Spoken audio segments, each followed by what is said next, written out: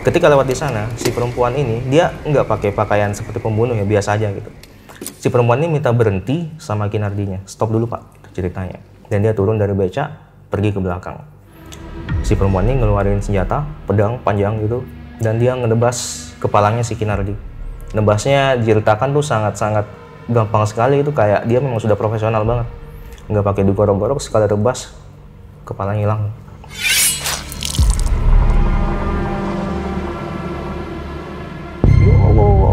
Nggak mau lewat sini lagi, ini gara-gara kamu, ngapain kita masih ke sana, harusnya kita pulang tadi.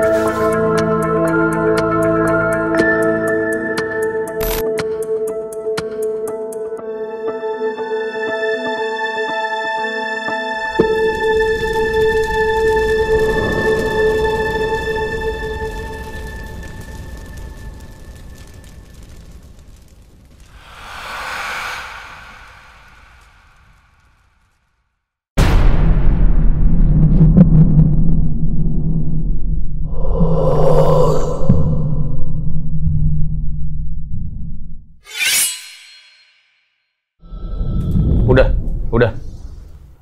Om Mamat, obrolan malam Jumat. Kembali lagi bersama gue Fajar Aditya. Kali ini di Om Mamat season 3. Kamu yang takut atau mereka yang lari?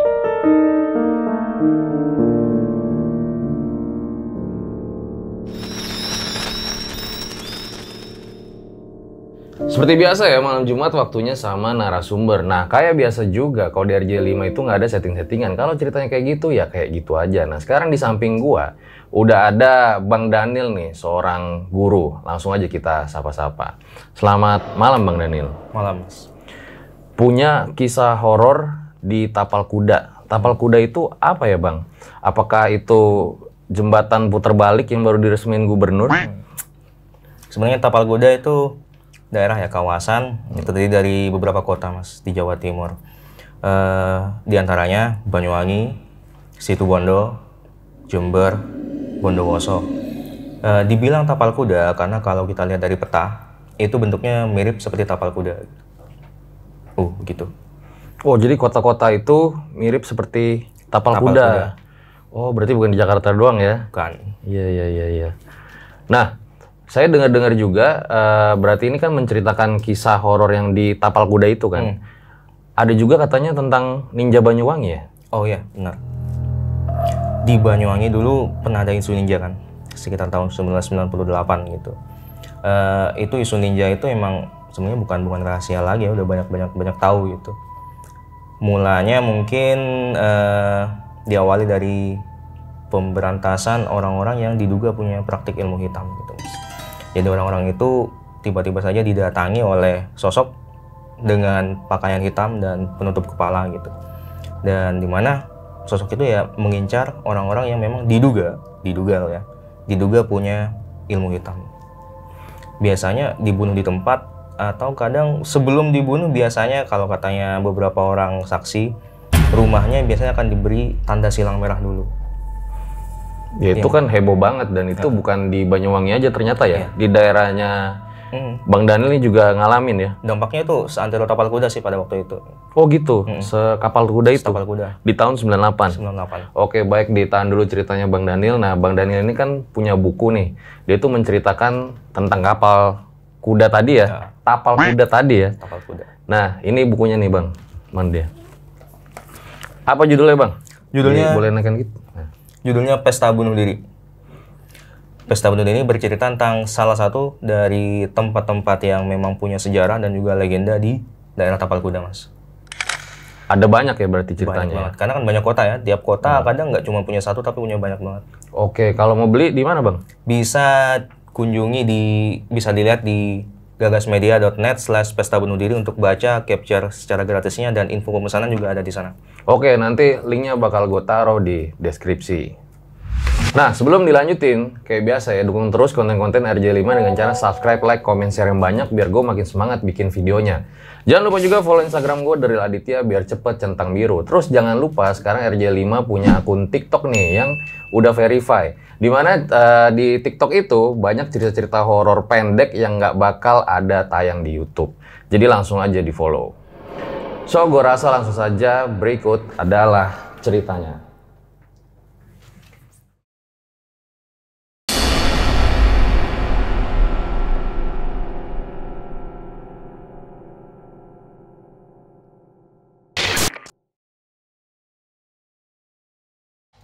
Boleh diceritain Bang Daniel pengalaman horornya di Tapal Kuda? Oke. Yang ada hubungannya dengan ninja ya? Iya. Jadi ini kejadiannya tahun 1997, 1 tahun sebelum isu ninja merebak.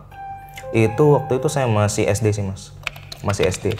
Jadi kan ninja ini sebenarnya operasinya untuk mengeksekusi atau memberantas orang-orang yang punya praktek ilmu hitam. Orang-orang yang diduga punya praktek ilmu hitam. Jadi dalam prosesnya juga kadang ada yang salah tangkap gitu, ada yang salah eksekusi gitu kan. Karena emang tahun-tahun itu juga chaos ya. Ya chaos banget sih. Mau dulu pergantian rezim ya. Reformasi itu chaos banget. Nah di daerah saya nih di Situbondo, sebenarnya yang paling terdampak kan di Banyuwangi. Di Situbondo juga ada sebuah kisah gitu. Jadi ada seorang tukang becak, namanya saya mungkin ini aja saya samarkan ya, namanya Kinardi gitu. Kinardi ini tukang becak, tapi dia oleh masyarakat itu sudah sangat terkenal atau diduga, tapi udah banyak yang kenal ya kalau dia tuh punya ilmu hitam seperti itu. Jadi tukang becaknya tuh kedok kali ya? Side job mungkin ya. Oh, side job. Atau ya mungkin semacam, mungkin dia memang pekerjaan seharinya itu, cuman dia menggunakannya untuk Kenapa kok dikenal ilmu hitam tuh gimana? Karena awalnya ya kalau yang dari saya dengar itu banyak orang yang punya berselisih dengan dia tiba-tiba meninggal gitu. Terus juga kan biasanya kalau orang yang punya atau orang jadi korban gitu mas, itu pada saat-saat sebelum meninggal itu biasanya melihat gitu siapa yang mengirimkan ini gitu. Dan dari 3 korbannya itu semuanya sama-sama menuju ke orang itu. Si Kinardi tadi ya? Si Kinardi itu.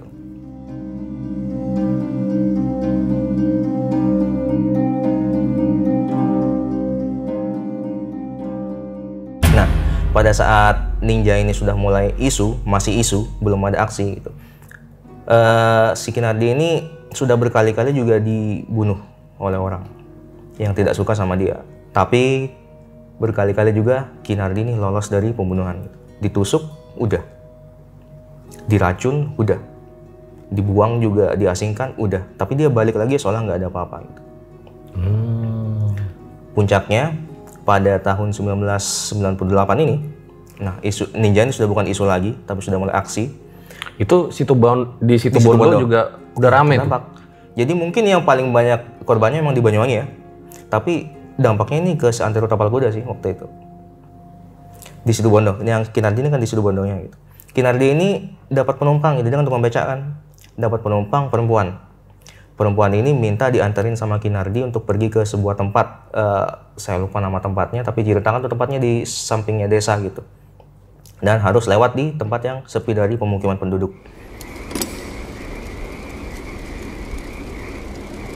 Ketika lewat di sana, si perempuan ini dia nggak pakai pakaian seperti pembunuh ya, biasa aja gitu.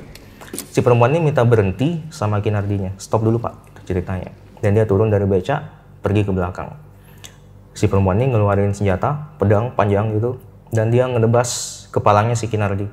Nebasnya diceritakan tuh sangat-sangat gampang sekali, itu kayak dia memang sudah profesional banget, nggak pakai digorok-gorok, sekali rebas kepalanya hilang.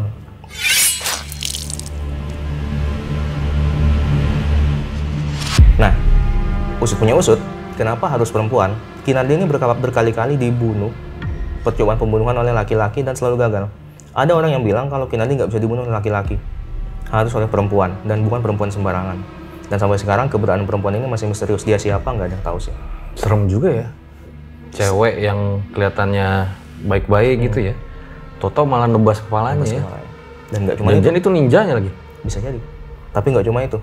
Setelah kepalanya ditebas, ini berdasarkan instruksi juga mungkin ya. Jadi dia nggak hanya kepalanya, kedua tangannya juga dipotong, kedua kakinya juga dipotong. Dan karena Kinardi ini diduga punya rawa rontek, aji rawa rontek, di mana benda anggota tubuh yang dipotong bisa balik lagi. Dan salah satu syarat membunuhnya adalah dengan dikubur di tempat terpisah. Maka terkenalah di tempat saya itu ada 4 pemakaman. Pemakaman utara, tempat memakamkan kepalanya Kinardi. Pemakaman timur, tempat memakamkan kakinya. Pemakaman barat, tempat memakamkan tangannya, kedua tangannya. Dan pemakaman yang di selatan, badannya. Itu sampai hari ini masih ada fisiknya? 3 pemakaman mungkin sudah nggak ada, udah jadi pemukiman penduduk. Mungkin kalau yang saya lihat dari salah satunya masih ditandai oleh pohon dan ada yang ditandai oleh batu sih. Kecuali makam utara, tempat kepalanya. Ini jadi pemakaman umum sekarang. Kalau dipisah gitu, berarti agamanya Kinardi apa ya? Kita mau memperdebatkan agama seorang yang punya ilmu hitam ribet ya. Ribet tapi selama ini karena dia berbaur dengan masyarakat yang mayoritas Islam, ya kami tahunya Islam. Berarti nggak dimakamin secara Islam ya saat itu ya? Itu yang masih jadi perdebatan. Karena ke dalam meriset cerita ini juga, saya akan melihat dari banyak sudut pandangnya. Dari orang-orang yang memang tahu tentang sejarah, dia membenarkan iya, yang ada di kuburan ini cuma kepalanya doang. Dan ada sih ya cara untuk menguburkan mayat atau jenazah yang memang sudah tidak utuh, dalam Islam ada kan. Ya menurut dia tetap dimakamkan secara Islam, mungkin hanya kepalanya saja. Anggota tubuhnya yang lain nggak tahu ada di mana. Gitu. Tapi kalau katanya orang yang skeptis, penduduk setempat yang mungkin ya beliau skeptis dengan cerita seperti itu, beliau bilang enggak, itu nggak benar. Maka orangnya memang dipotong-potong, tapi mayatnya ketemu dan semuanya dikuburkan di sini. Ada yang bilang seperti itu. Jadi ada 2 versi. Ada banyak versi lah. Nah, katanya ada hal horor ya mengenai ninja ini yang dialamin sama abangnya ya. Gimana bang? Ini kejadiannya tahun 2013-an. Waktu itu saya sudah SMP. Kan Kinardi ini tahun 19, waktu itu saya masih SD. Beberapa tahun kemudian saya SMP mas. SMP itu saya dilantik ikut kegiatan pramuka gitu. Kegiatan ekstrakurikuler pramuka, dan itu pelantikannya malam. Kakak-kakak yang pembinanya ini melepas semua anggota itu ke tempat yang berbeda-beda, dan kelompok saya dilepas di lokasi di mana kuburan pertama, kuburan utara, tempat kepala ini berada gitu. Kami dilepas di sana dan ya semacam uji nyali gitu. Semua kelompok. Juga ya, ini kok pelepasan pramuka malah uji nyali ya? Nggak ngerti juga sih waktu itu. Ini akal-akalannya kakak pembimbing atau nggak ngerti juga. Kami masih SMP ya, kami nurut aja ya, nggak berani gitu. Toh yang lain juga dilepas di tempat-tempat yang nggak kalah serem juga gitu. Nah, pas kami sudah jelajah ya, rutenya sudah pas dan finishnya di kuburan itu, kami nunggu gitu.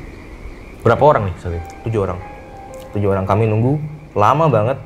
Saya ingat teman saya sempat bilang, ini sudah jam 10:30, kok nggak ada yang jemput kita gitu. Karena pelantikan ini nanti ketika semua kelompok sudah nyampe ke garis finish, ini akan dipanggil gitu dan akan dikumpulkan di sebuah lapangan gitu. Benar-benar sepi pada saat itu? Sepi benar.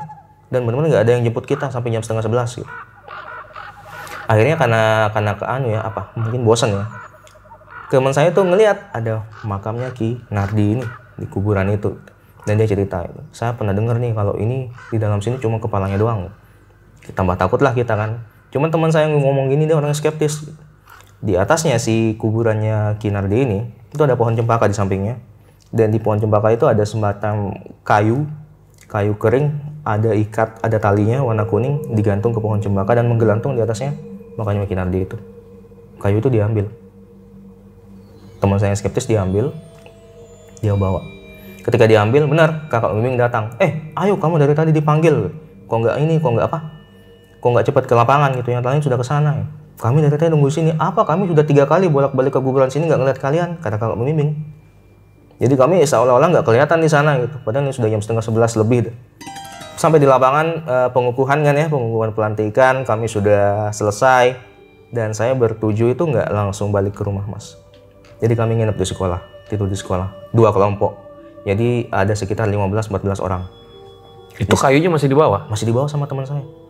Perasaannya udah nggak enak ya. perannya sudah gak enak, karena saya juga pernah dengar cerita itu.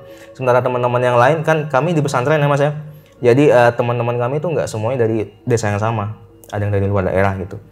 Yang ngerti cerita itu mungkin beberapa orang termasuk saya. Jadi saya udah nggak enak, mending jangan dibawa, apaan cuman kayu gini aja gitu. Pas kami nginep di kelas itu memang udah bangkunya itu udah ini ya, udah di kepinggirin gitu, jadi kami lesehan di kelas. Tongkat ini sama teman saya dia taruh di pojokan kelas gitu. Tengah malam sekitar jam 1:30, saya tahu 1:30 karena kalau di pesantren itu sudah mulai ada ayat-ayat suci, pembacaan ayat suci itu sudah berkumandang gitu. Kayu itu gerak di pojokan bergerak. Saya ngelihat, saya bangunin teman saya yang bawa. Lihat. Ketika teman saya bangun, dia nggak lihat. Kayu itu berhenti gitu. Saya mulai takut, jadi saya mulai tidur nggak ngadep ke sana lagi gitu. Teman saya juga nggak mau dibangunin gitu. Pas ketika hampir subuh, teman saya yang bangun. Dia jerit-jerit, dia minta saya untuk nganterin saya ke kuburan tadi. Dia sambil pegang kayu itu. Saya tanya, kenapa? Ini masih subuh, masih belum terang gitu. Saya mimpi diterangin kakek-kakek, saya dipukul pakai tongkat ini. Lihat ini. Di sini memang ada semacam apa ya, kayak bekas dipukul gitu loh. Merah di tangan saya, di tangan. Memar gitu. Memar. Nggak memar, mungkin bekas kayak hitam gitu Mas. Di tangannya gitu. Berbekas gitu. Ya. Saya kan, kami masih SMP ya Mas ya, kami takut juga kan. Akhirnya kami ngadu ke kakak pembimbing gitu, kakak pembina. Akhirnya kakak pembinanya yang nganterin teman saya ke sana gitu. Temannya saya nggak mau ikut, oh kakak aja gitu, nggak bisa, kamu yang ngambil, kamu harus balikin sendiri gitu. Nah sejak saat itu kegiatan ini dihentikan karena kakak pembina kami ya dapat kritikan dari masyarakat, memang nggak boleh di sana. Siapa yang ngizinin anak SMP, usia SMP untuk malam-malam pengukuhan pramuka di tempat itu? Nggak boleh. Hanya sejak saat itu ditiadakan lagi. Itu kayunya kayak gimana Mas? Panjang sih. Kayak kayu biasa? Kayu biasa, cuman lurus banget sih kayunya. Dan di atasnya itu ada tali kuning dan itu yang dibuat menggantung ke salah satu batang pohon cempaka itu di atas. Fungsinya apa, tahu gak? Saya nggak tahu, karena sekarang udah nggak ada sih. Kayu itu udah nggak ada sekarang. Tapi nggak berakibat, selain yang bekas itu nggak ada akibatnya lagi ke temennya mungkin abang atau secara psikis pramukanya? Secara psikis teman saya udah trauma juga. Kalau yang teman-teman pramuka yang lain, karena mungkin yang bikin masalah cuma satu orang, yang lain nggak kena dampak gitu. Oke. Buat kalian yang punya pengalaman horor nyata, bisa kirim cerita kalian ke email rj5 atau DM Instagram rj5.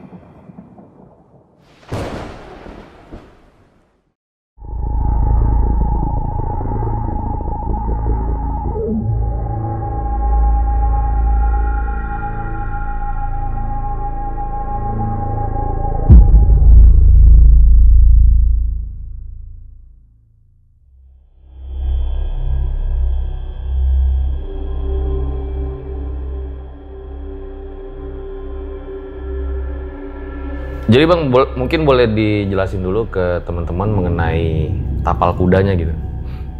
Siap. Jadi daerah Tapal Kuda itu kan ada banyak daerah ya, ada banyak kota gitu. Banyuwangi, Situbondo, Jember, dan juga Probolinggo diantaranya gitu. Berarti Jawa Timur aja tuh? Jawa Timur. Nggak mencakup semua Jawa Timur, cuman Jawa Timur bagian timur gitu. Nah, dibilang Tapal Kuda karena kalau kita lihat dari atas peta, dari peta itu bentuknya seperti tapal kuda gitu, U gitu. Jadi ujungnya di Banyuwangi dan ke Jember gitu. Dari Jember ke Banyuwangi nih lewat jalur Gumitir istilahnya. Ya makanya dibilang daerah Tapal Kuda. Dan kenapa kok banyak yang bilang di sana banyak mistisnya ya, karena memang di tiap kotanya itu ada tempat-tempat yang memang punya sejarah dan legenda mistis. Di Banyuwangi ada Alas Purwo, di Situbondo ada Jurang Tangis. Ada juga desa yang katanya nggak boleh lebih dari 15 RT gitu, pernah viral waktu itu. Itu juga di Situbondo, Mas. Jadi banyak sih tempat-tempat gitu di kota-kota yang ada di daerah Tapal Kuda. Oke, nah sekarang pengalaman mana lagi yang mau diceritain di Tapal Kuda nih? Di Jurang Tangis. Apa tuh Jurang Tangis? Boleh dijelasin dulu? Oke. Jurang Tangis nih jurang atau bisa dibilang lembah ya. Dia ada di bawahnya jalur yang disebut jalur tengkorak. Jadi lokasinya ada di Hutan Baluran. Hutan Baluran ini yang memisahkan antara Kabupaten Situbondo dengan Banyuwangi. Kalau kita mau ke Banyuwangi atau mau ke Bali lewat jalur darat, kita pasti lewat hutan Baluran. Yang banyak monyetnya itu ya? Ya, benar. Pernah lewat? Iya, pernah tuh. Ada dulu di vlog.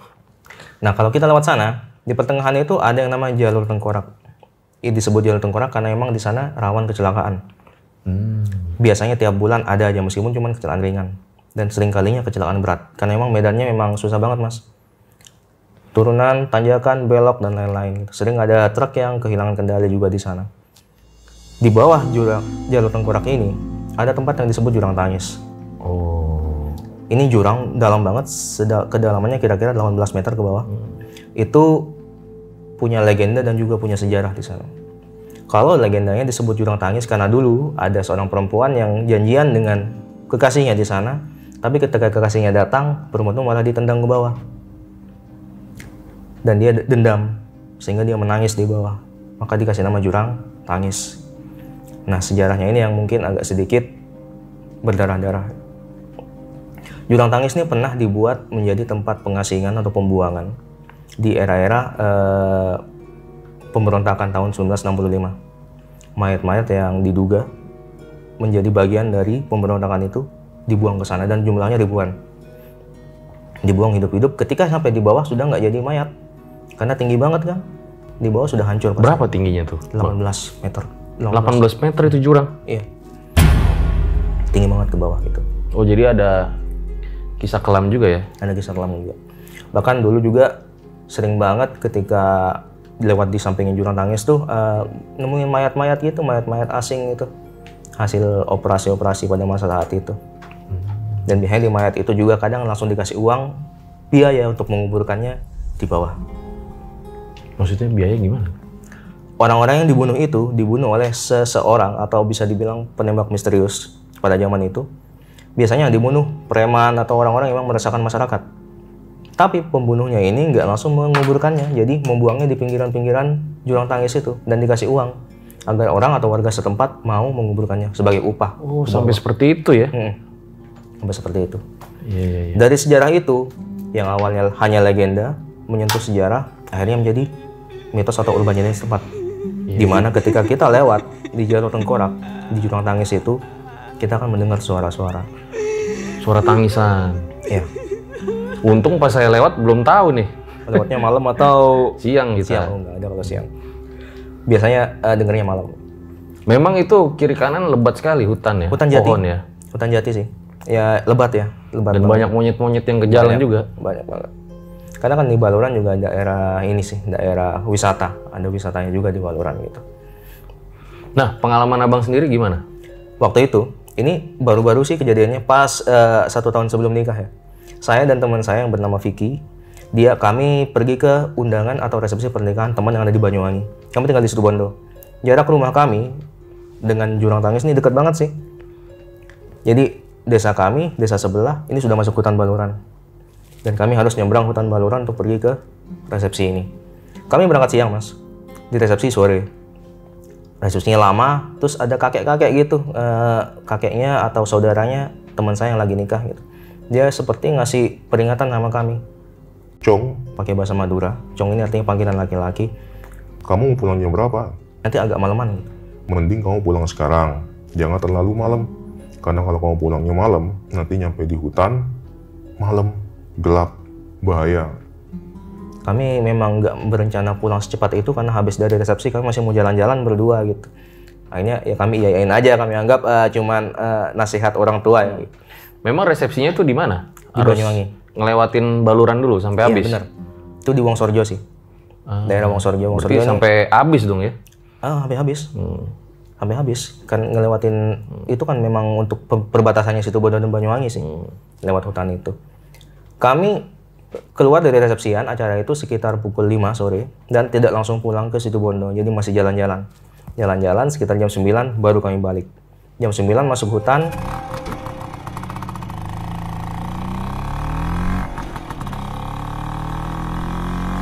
Jam 9 belum masuk hutan, masih jalan ya.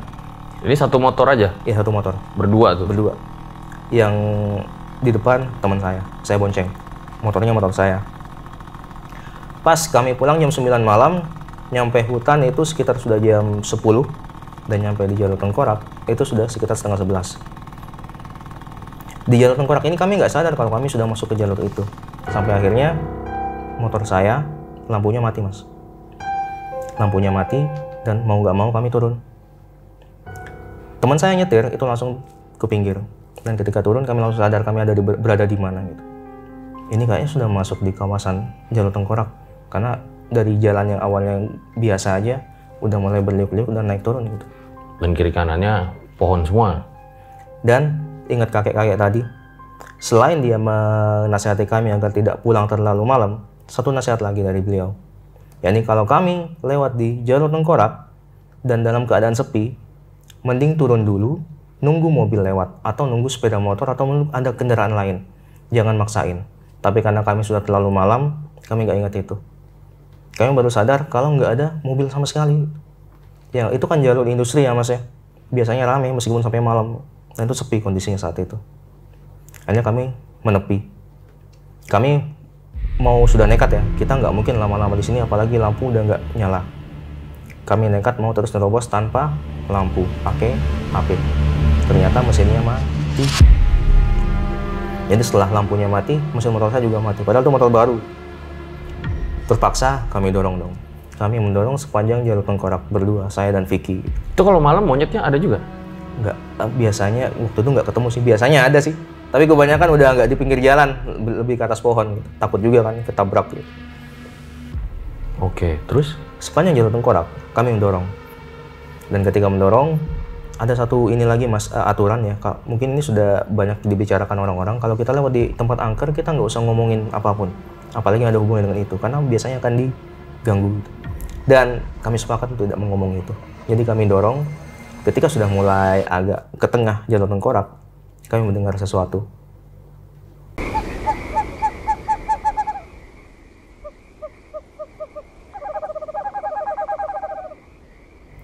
Orang di sana menyebut itu jurang tangis karena emang ada suara tangisan kan.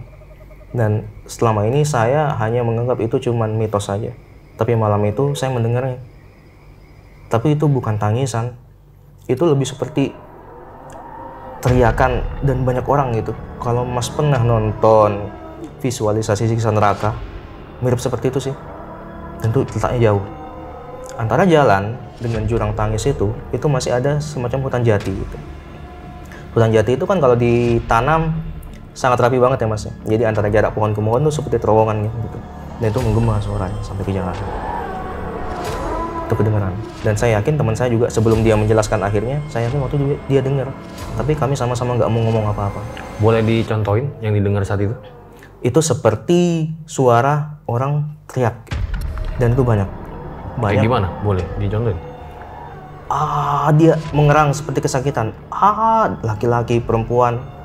Pokoknya melengking. Ada yang juga rendah, ada yang seperti hanya orang sedang mengorok gitu. Akhirnya pokoknya campuran dari itu semua sih. Itu suaranya, kira-kira seperti yang saya dengar. Dan suara itu hanya terdengar jelas ketika ada mobil lewat. Iya, pada saat kami sudah mulai mendorong, hampir di pertengahan jurang tangis atau jalur tengkorak, mobil sudah mulai lewat. Dan setiap kali mobil lewat, suara mobil itu kayak seperti digantikan oleh suara erangan orang-orang tadi. Ketika mobil sudah jauh, suara itu nggak kedengaran. Jadi seolah-olah kami memang benar-benar diganggu waktu itu. Jadi malah pas mobil lewat, suaranya lewat? Seolah-olah suara mobil keganti sama suara itu. Kami terus dorong. Ketika sudah hampir di ujung jalur tengkorak, kami sudah tahu kan, ketika jalan sudah mulai normal, berarti sudah mulai hampir habis. Itu suara tadi nggak kedengaran, diganti oleh suara gemeresak. Suara gemeresak itu seperti daun, tapi bukan di atas. Kalau gemeresak daun di atas itu mungkin karena angin, tapi yang di bawah. Jarak antara pohon jati dan pohon jati ini kan bentuk terowongan. Saya ngelirik ke kiri, itu ngeliat ada semacam kain putih melambai di bawahnya, di belakangnya pohon gitu. Jadi gemeter, melambai di belakangnya pohon. Dan kami masih pegang teguh ya sama ini, nggak mau ngomongin gitu. Tapi teman saya yakin teman saya juga ngelihat gitu, karena dia juga sempat kayak gini juga gitu. Dan setiap kali kami melangkah, itu dari pohon ke pohon dan tambah dekat gitu. Jadi kain kayak gimana maksudnya? Dia seperti jubah putih gitu. Jubah putih atau kain putih yang dipakai orang gitu. Tapi orangnya nggak kelihatan? Waktu itu nggak kelihatan karena masih jauh. Semakin kami ke ujung, ke ujungnya Jalan Tengkorak, hampir keluar dari daerah Jalan Tengkorak itu, dia makin dekat. Dan di akhir dia ada di sampingnya pohon yang pas ini jalan, pinggir jalan, tanah ke bawah, di sini hutannya, dan dia ada di pohon sini. Saya nggak berani ngelirik, tapi teman saya yang ngeliat. Teman saya ngeliat, dia teriak, dia sambil dorong itu, mobilnya teriak. Saya ngelihatnya ketika sudah agak jauh, kelihatan, ya benar, ada orang di sana. Dia seperti orang sih ya, nggak berbentuk monster atau genderuwo, nggak, dia orang gitu. Laki-laki atau perempuan saya nggak tahu, tapi dia pakai baju putih. Dia seperti ngeliatin kami dari balik pohon gitu. Jadi orang pakai jubah putih lah gitu. Dan dari situ suara-suara tadi, erangan yang itu berubah jadi suara perempuan nangis. Soalnya orang itu seperti minta tolong atau gimana, nangisnya sendu. Kalau tadi kan nangisnya seperti orang yang disiksa gitu. Terakhir seolah-olah mengakhiri perjalanan kami, tangisannya udah mulai sendu gitu. Di ujung ruang tangis ada pos penjaga hutan. Di sana akhir petualangan kecil kami gitu. Kami ke sana karena memang dipanggil sama orang yang penjaga hutan. Kenapa Cong? Kesini dulu pakai bahasa Madura kan? Mesinnya mati, lampunya mati. Oh, udah biasa kan? Udah biasa kan.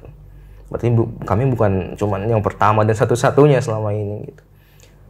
Di situ karena sudah lewat ya, saya dan teman saya saling exchange cerita gitu, saling, iya kamu tadi ngeliat, iya, putih-putih iya, suara iya. Ya udahlah, ini jadi rahasia kita berdua aja gitu, bareng dengan si Vicky gitu.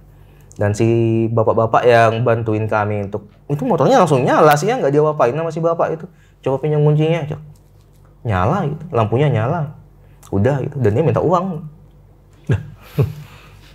Iya, kami bayar 20 gitu. Nggak tahu buat apa sih bayar, yang jelas motor udah hidup ya, dia minta uang yang kami kasih gitu. Motornya nyala gitu. Terlepas itu memang tidak pernah rusak atau memang bapak ini yang punya teknik mekanik kelas atas nggak ngerti ya, kami bayar aja gitu. Akhirnya kami bisa lanjutin perjalanan lagi. Sepanjang jalan kami udah teriakan yang harusnya kami keluarkan tadi nggak keluar gitu. Kami teriak di perjalanan pulang. Ya Allah, katanya, nggak mau lewat sini lagi. Ini gara-gara kamu. Ngapain kita masih ke sana? Harusnya kita pulang tadi.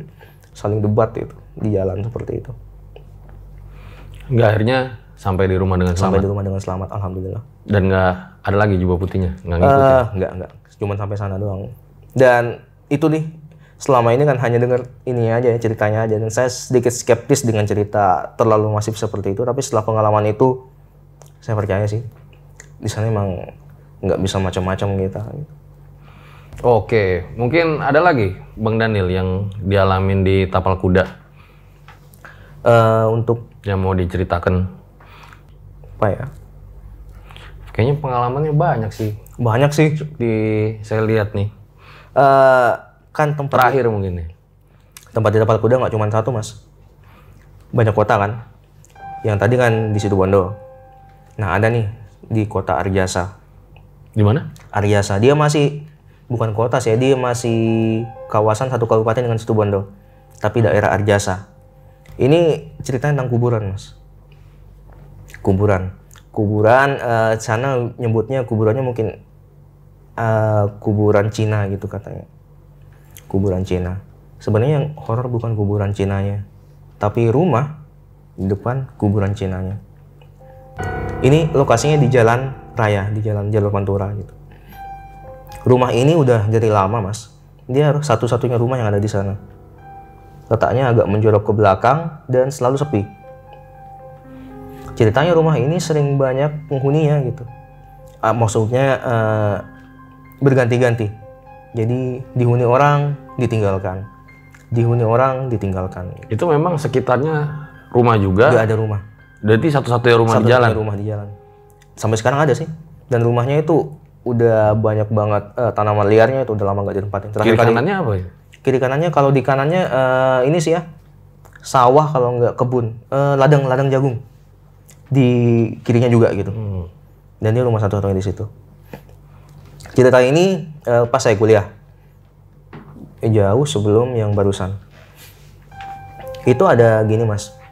Rumah itu kan memang katanya angker sih, katanya gitu. Nah, suatu ketika ini naik motor lagi, ceritanya sama nih kayak tadi gitu. Cuman bedanya saya bawa motor sendiri dan teman saya bawa motor sendiri. Kami pulang kuliah waktu itu. Jam berapa tuh? Itu malam sih, nggak malam-malam banget. Kayaknya sekitar jam, kami pulang dari kampus itu jam 4:30, nyampe di Arjasa mungkin maghrib ya. Maghrib. 5:30 ya, maghrib. Jadi ramai sih waktu itu. Cuman hujan kondisinya.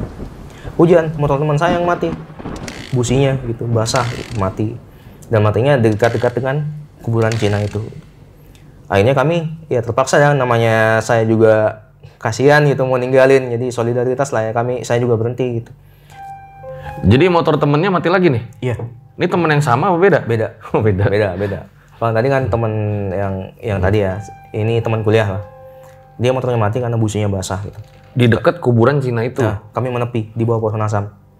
Saya juga turun gitu. Meskipun saya nggak tahu ya caranya perbaiki motor, jadi saya turun aja gitu demi solidaritas kan. Setelah lama-lama digeber-geber tetap nggak mau hidup, ya udah akhirnya kami dorong gitu. Saya ikutin di belakang gitu. Saya naik motor pelan-pelan, dia dorong gitu. Karena kami kan sudah paham ya, sering lewat di sana kan. Kami tahu kalau nggak jauh di depan ada bengkel gitu. Jadi ya oke lah, kita anu aja gitu. Saya temennya dari belakang gitu. Meskipun hujan-hujanan. Pas waktu itu, pas di depan rumah yang kata saya tadi, ini ada orang mas, bapak-bapak gitu. Dia pakai bajunya normal-normal aja, cuman bapaknya agak kurus banget gitu, kayak yang sakit gitu. Dia berdiri di bawahnya pohon asam gitu. Pas kami papasan di sana, bapaknya ini nyapa teman saya. Saya juga sampai matiin motor kan, turun juga, takutnya ada apa-apa gitu. Ternyata bapaknya minta dianterin ke Asem Bagus. Asem Bagus ini daerah di dekatnya tempat saya tinggal gitu. Jadi jaraknya dari tempat ini ke sana mungkin sekitar 2 km lagi sih. Tapi ngelewatin kuburan Cina sama rumah tadi dulu? Iya. Ini kuburan Cina, ini rumahnya, ini pohon asamnya, di sini bapaknya. Dia nungguin gitu. Dia pakai bahasa Madura sih. Bisa anterin saya kemana? Ke kuburan Asem Bagus. Teman saya bilang, iya tapi ini businya saya mati, nggak bisa nyala. Coba bisa itu, dinyalain. Bener nyala. Akhirnya ya karena mungkin ngerasa nggak enak nolak ya, atau mungkin gimana juga, teman saya juga kasihan gitu. Akhirnya ya udah Pak, ayo ikut. Hujan kan mas, saya sudah berbuat banyak nih buat teman saya nggak mau di belakang terus. Saya susul dia, saya bilang, saya nggak di depan ya, soalnya ini udah basah banget. Ya udah nggak apa, saya nggak bisa cepet-cepet, ini bapak nggak pakai helm juga.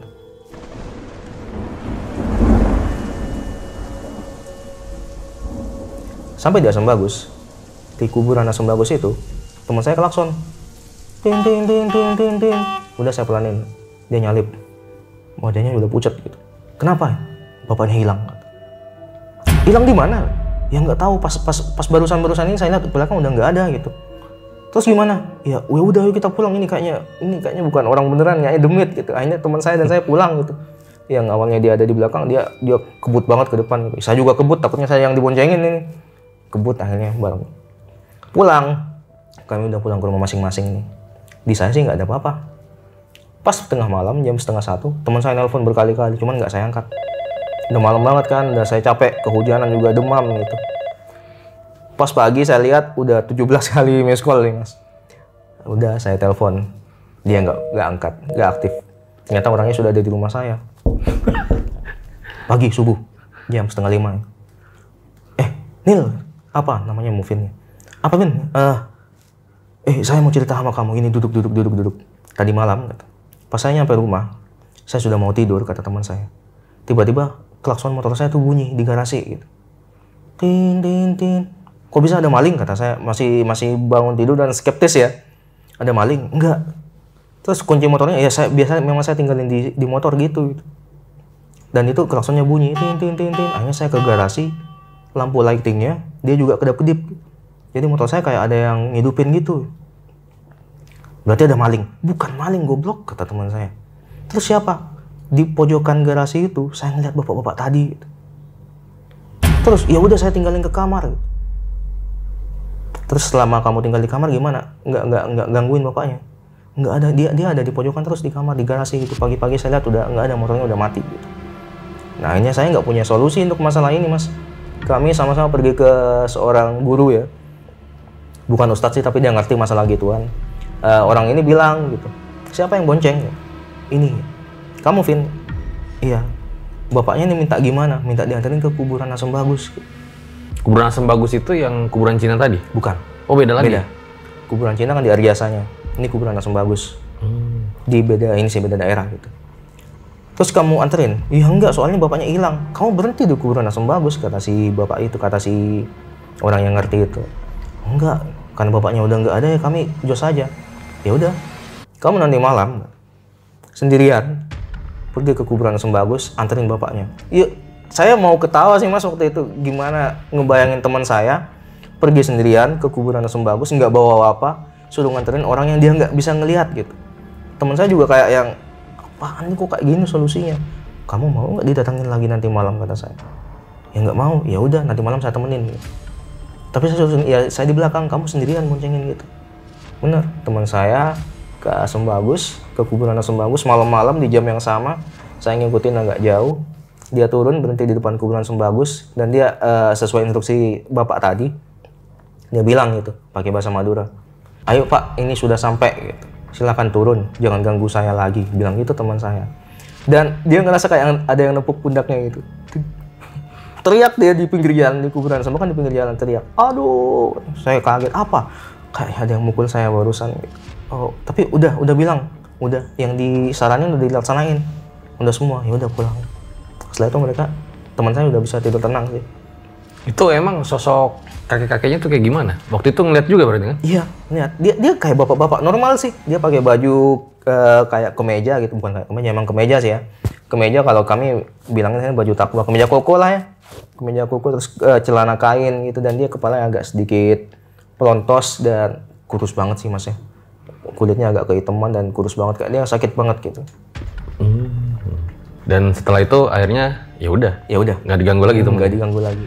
Oke, jadi nanti bakal banyak pertanyaan nih di closing.